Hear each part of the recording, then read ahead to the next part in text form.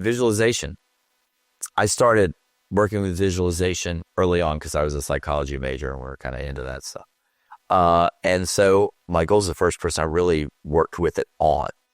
And what we did was a very basic thing where, and I'll preface this by saying, when you take on Michael, you kind of know that this is like super special, right? He's not like anything else, and he's going to go pretty far, and you want to give him every tool. So this is another tool we wanted to kind of give. So when he was 11, I found this book, and I can't remember what it was. Dr. Keith Bell was the guy who wrote it, psychologist. But it had basically a progressive relaxation technique in there that you could, is like a script that you could read, and it was like, tense up your hands, all these kind of things. Go through your whole body, kind of tension and relaxation, the very basic, like progressive relaxation. And that's what we started with. And I would have his mom read it to him right before bedtime. And it got to the point where she would read like 2 things and he'd be asleep. Like he got so good at relaxing, he would start, then he would just be completely relaxed. So anyway, we said, all right, now that you're kind of doing this, maybe in the middle of the day, go through this relaxation thing, and then play a movie in your head of how you want to swim a race.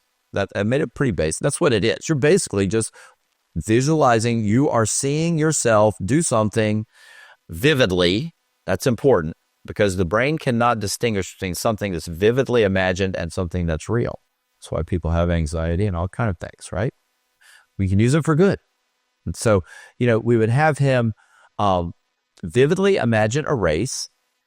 And I would say, do it 2 ways. Do it like you're sitting in the stands watching yourself, and also do it like you're in the water. What's it going to, just kind of see yourself swimming. You know what that's like. So he'd practice that. And he did that over the years. And then he got better and better at it. I think it really helped him. And then as he became a very good swimmer, after he'd been to the Olympics, I can always tell he would ask for videos of his best races from the summer before, about 6 weeks before the big meet. And he would start watching those videos. And that kind of informed his visualization because he wanted to kind of know what he was doing. And then from there, he would go and start visualizing changes he wanted to make in those races. And he would practice it. And I would remind him he's like, yep, doing it every day. So he would do it. And then after the Beijing Olympics, where he had done so well, we were talking about visualization. He's like, yeah, I really did a lot of visualization work. And he told me something that I didn't know.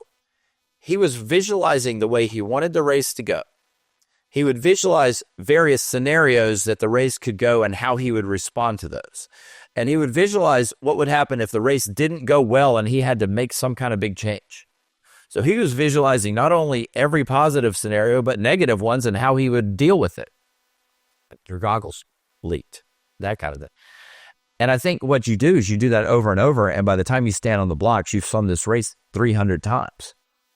Instead of the first time being the Olympics, this is like number 350 or something. You know what I mean? Because he's already programmed his body to swim, and he has this database of things that he can do subconsciously if something happens in the race that he needed to change. So it's very powerful. So 2 more follow-ups. Yeah. Is that also used in ingraining new movement patterns? Because to me, that's a huge benefit is that, and also is it kinesthetic, a full body? I mean, for example, myself, I cannot visualize pictures very well, but I can visualize how my body moves in space really well. Yeah. Are there any specifics that, I guess it's different for everyone? I think it's different for everyone, and some people would get a lot out of that. Yeah. There was a technology that we use based on neuroplasticity before where you could watch a video of a skill and it was edited in a certain way, and you would watch it repeatedly.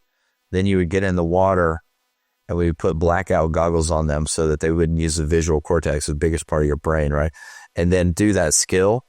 It had remarkable results. Interesting. Like you could, it is very interesting. And you can do it on its most basic level.